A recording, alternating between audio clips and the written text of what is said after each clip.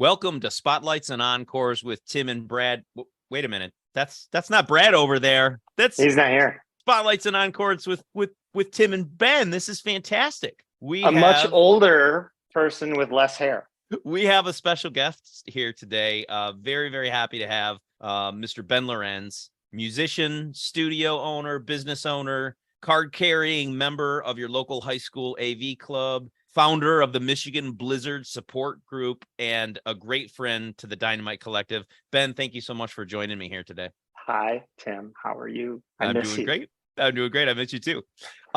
Today on the Spotlight segment, we're going to highlight just one area of things that Ben is up to. And we could talk our whole episode, multiple episodes about things that Ben and I have done together and the many wonderful things that Ben has done in his lifetime. But today we're going to zero right in on one of my favorite things, and that is Willis Sound. So, Ben, I know that there has been some articles, there has been some videos, good information out there about Willis Sound, but I want to take a little bit of a deeper dive and talk a little bit about how you got started and, you know, what is available and what's happening actually at Willis Sound. Sure. Well, we can go way back to the beginning. So when I was 10 years old, oh yeah, there's the website there.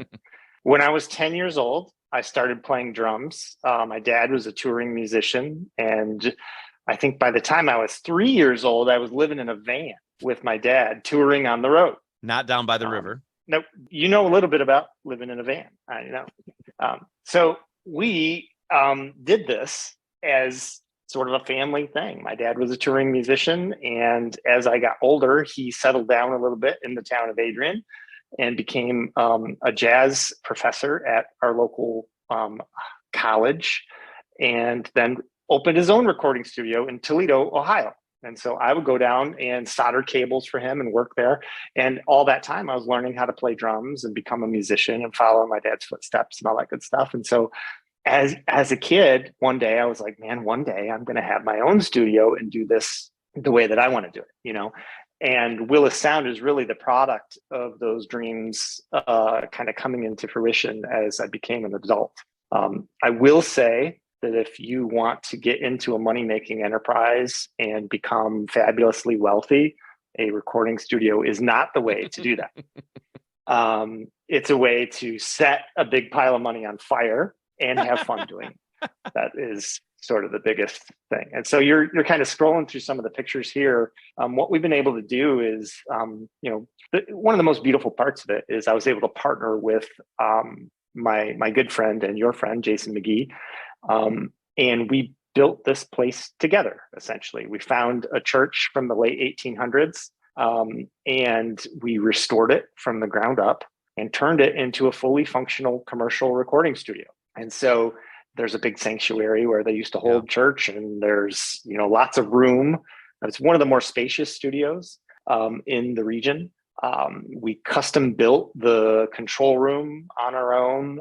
We did all the architectural and, design on our own, built all that. And then we partnered with Vintage King and several other, music manufacturers to outfit the studio with, modern and analog recording equipment. So one of the things we're known for is we can do like old school recording, like to tape. So we have 2-inch tape capability there. So if you want to be old school, Jack White style, we'll cut it to tape and, live and die by the sword. You know what I mean? It's got to be right when it goes to tape. That's it. It's great. Or we can record to Pro Tools, which is a modern, analog to digital conversion, and export that way. And so we do sort of both flavors. We have a lot of analog studio equipment as well. So we have what's called an EMT plate in the basement. We have 2 of them, actually. There's my daughter. Hi, Ella.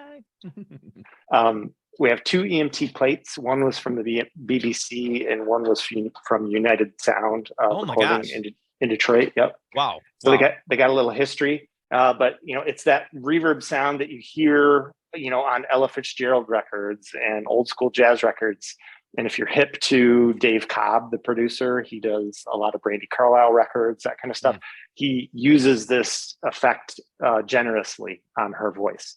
And so you can hear, this EMT plate like literally in so many modern recordings.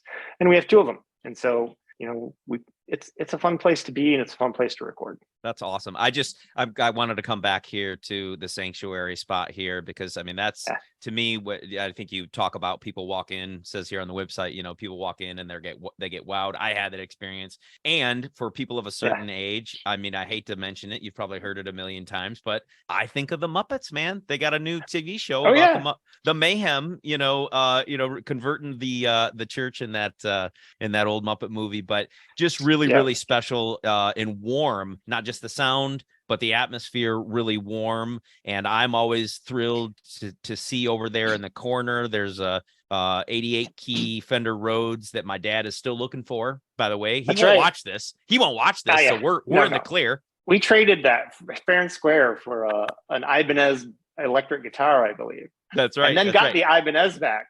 Oh, that's wonderful. I'm glad you guys have it, as opposed to being lost. But yeah, all this happened without him knowing.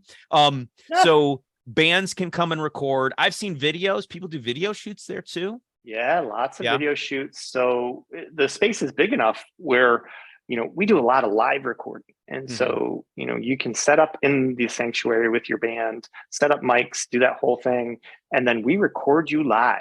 Like that is my favorite type of recording too. We can also do, tracking, that kind of stuff. But when we're doing a live recording, we'll suggest, hey, bring in a video person and shoot the whole thing, just handheld. And then you've got video content and a really good recording. Yeah. All in one shot. We have a couple video crews that work out of there, and they're really good at working with our engineers to get a great sound and get cool video. And so if you search in YouTube, on like Willis Sound, for example, you'll see a bunch of videos come up of bands that are like live at Willis Sound. And it's all just live recordings of us doing it. I read in the article also, maybe coining a phrase that I don't know if it's been used or if it's new, but bandcation. Is that pronounced correctly? Bandcation. I made that There's up, lodging available. Lodging available. Yes. Yeah. So we bought a house on the edge of the property right in downtown Willis. It has an upstairs and a downstairs. And it's sort of like the band flop house. So you can rent it as an Airbnb while you're here and, have yourself a bandcation, basically. Perfect. So pretty perfect. fun. Yeah. Well, since Brad's not here, we're going to really try to stick it to him, especially in the Encore section of the podcast. So that's it for the spotlight. Stay tuned. Ben and I will be right back.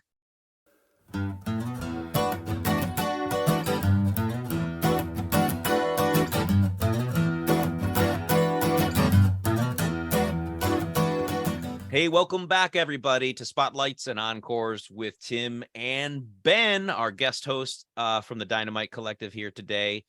We like to do an encore session with either something from the archive or a question from the audience. And today we're going back into the archive. Ben, go way back. We're going way back. It used to be that an archive was like a time capsule that you dig up out of the ground. But nowadays, instead of being buried in the ground, it's buried in a computer. And I've got a double whammy here for you today. I went through a long list of potential things that I could show that would be interesting to you, probably embarrass you, possibly, cause problems in your personal life. But I settled on 2 things. And one is just really simply, I do want to have a visual for this, even though the primary share is going to be audio. I did want to share a background picture here so that people could have something to look at. And that is this beautiful picture of you and me and our dear friend Carrie. Yeah, our dear friend. Carrie. So peppermint schnapps. Where is your ponytail? Is it tucked into the lumberjack shirt there? It is. It's pulled back. I was going to say the mullet is sort of hidden at the moment. Yeah. I was hoping for a nice mullet photo, but I know. Well, this one, I'm not sure if it's, the camera thing about the red eyes or not, or maybe that's something else. It could be just that standard red eye problem that people have. Yeah. But I have really got my stonewash game in full effect there. The pants and the coat I loved that coat, man. I loved it. There's a lot of stonewash happening in that photo. What's that? Probably 1989 or 90. Yes. Yes. Yeah. And I think it was pretty close to the time of this next bit. And so we're gonna jump into this. So take a listen to this. So state your thing. I know what it is. You're quitting school? Or? I'm quitting school. All right, then be a dick. I quit my job. You did? Yeah. Tune in. Turn on. Turn on. Drop out. Drop out. You quit your job? Quit my job.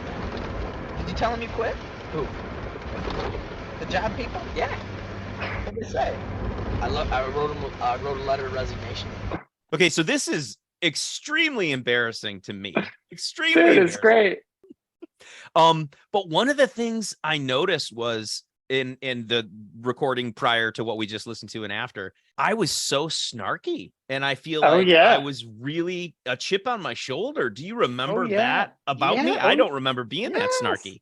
Oh yeah, well, we kind of all were. Yeah. You know, like we thought we were indestructible. We thought our thoughts were like the thoughts, you know, like there could be no other thoughts, right? Opinions. And we just rolled with it. Like the audacity that you just wrote a resignation letter and just told the job people you quit, you know, and I'm like, I didn't even know the job. I was like, you mean the job people? The job people.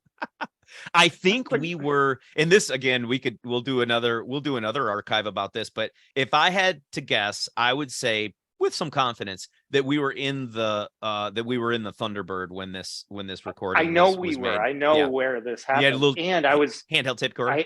I'd had this handheld tape recorder that I was using at Western Michigan at the time to learn all my drum parts.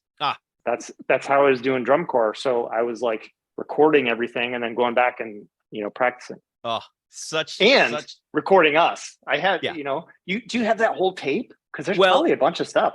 That clip, I might have the whole tape. I grabbed that clip off. That clip's about 3 minutes, and then there's a few other things. There's something from Sienna Heights on there, like you and some people that I don't know. I think I've got that somewhere. I'd I'd love to hear it. That'd be great. This is why people call me the Archive Ben. This is the why. Archivist. Yeah, that's new nickname. It's gonna stick. I hope so. I've been trying for one for many, many years. Now, I think that you and I were particularly snarky with each other. Do you remember you and I really going at it? I feel like at one point we had to have a conversation where we were like, we just go at each other with teasing really hard. Maybe we should back off. Does that ring a bell? Yes. Yes. Do you know what? It's honestly, it's the same way today with Jason and I. For those of you guys who don't know, my business partner, I went to high school with him and was a friend of Tim's. And we're business partners. We've been in a software business for 20 years together. And dude, some of the employees in the company are like, oh, mom and dad are fighting again. And we're just like going at it, yelling, you know? Yeah. Yeah. And then we go out to lunch. You know what I mean? Yeah. It's like totally fine. And move right on from it. Wonderful. Don't care. And you know, I got to say, you know, part of the background, a lot of people, when I say a lot, I mean the 3 people that will watch this video, they will probably know that this was me leaving town, you know, for an extended period of time. And I got to get real, and I got to put this, you know, right to the permanent record here. I left town for a long time. Didn't tell my poor sweet mother. And everybody needs to know and take note that Mr. Ben Lorenz was the one person who came over and checked on her and asked how she was doing and visited with her when I was gone. And it meant the world to me. I know it must have meant the world to her. How did you learn how to do shit like that as a teenager, Ben? Where did that come from? Well, my mom was a social worker and my stepdad was a social worker. And they showed a lot of empathy to the world. And I had that as an example. Even though I was a complete, you know, shithead as a kid. Like, I mean, I was doing drugs, I was partying, I was like at the edge, but there was always that part in me, you know, where, you know, there were special needs kids in high school and I was always really nice to them. And, you know, that just kind of like, I'm not trying to like toot my horn or anything. It was just like sort of like how I grew up is that how you should do. And I remember, and I'll tell you a story. I remember going to your house that you were not at, and checking in on your mom and the tears in your mom's eyes. Oh God. And I just gave her a big hug and I said, he's going to be all right. You know, he's going to be all right. And I just held her and eventually we parted ways, and I'd just go check in on her because I drove by that house every day, Yeah. you know? Yeah. And she, Oh. you know, you were important to her, but you know, it was a weird time, you know, we were so bored in this small town, and like, we wanted larger things for ourselves. And I think that, you know, a town like Adrian did not really provide that, you know? Yeah. So we got out and we had to see it. And I look Yeah. back on it now, really, and I think about what, you know, some of the things we've been able to accomplish in our lives when crazy. at that time we thought we might not make it to 20. Absolutely crazy. You know? I was going to tell Brad on another call, like, you know, we were predicted, Brad and I, maybe you, certainly myself, was predicted to maybe be washing windows at the gas station. Maybe. Yes. Like that would be like the height, Yeah. according to some of my teachers and people at the, when I was a teenager. The idea that I would be helping run a company that, you Right. know, is 50, 60 people is like, that was laughable at that point in time, you know? Yeah. And I'm very fortunate. I'm going to stop, but, and your children. You know what I mean? And your children, Yeah. who would have ever thought, right? So I know. it's good to identify just what our parents, you know, the influence they had. And so that's such an amazing thing that you were able to do it. You were somebody that I looked up to in terms of that, you know, that trait that you had at a very young age, you know, taking things head on, face to face, and going to see her. That meant a lot. So, well, it's funny to see my kids go through it today. Mm. Right. And I'm able to look through the nuance of, you know, maybe some of the things that they're going through or whatever, and just see their core human that's inside because of that experience. Yes. You know, I know they're in there, and I know it's going to come out, you know, but they got to go through this. You know, I think that's kind of one of the lessons, and, you know, just learning how to be a parent is like, take that experience that we had and be like, okay, going to be screwy for a while, but something beautiful is going to come out of this. And I'm just trying to pour in any of the good stuff that I can, and then, you know, it'll come out in the bake, in the cooking. Yeah. Well, hey, that's all the time that I'm going to take up today from your busy life, Ben, for the Spotlights and Encore session. I would love for you to come back. I got stuff. I got lots of stuff. We'll do more archive. We'll do more discussion, and keep in touch on the dynamitecollective.com. Thank you so much, Ben. I need to set the record straight on a few things with Brad anyway, so you can have me back. Yeah. Goodbye from Portland. See ya. Cool.